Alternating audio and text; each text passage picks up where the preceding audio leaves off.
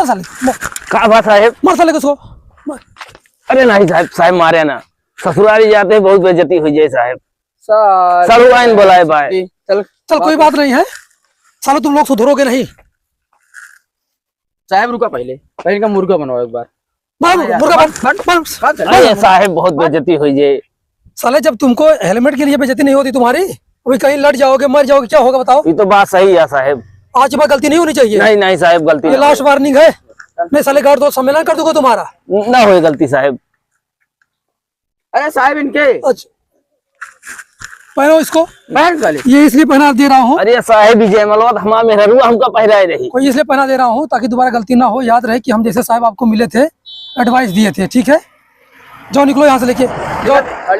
और एक याद रखना मेरे भाई, ठीक है साहब। साथ में एक जीव और लेके आप चल रहे हैं, ठीक है, इसका भी ध्यान दीजिए। ठीक है साहब। नमस्ते साहब। नमस्ते, जाओ निकलो। देखा तो रे भाई।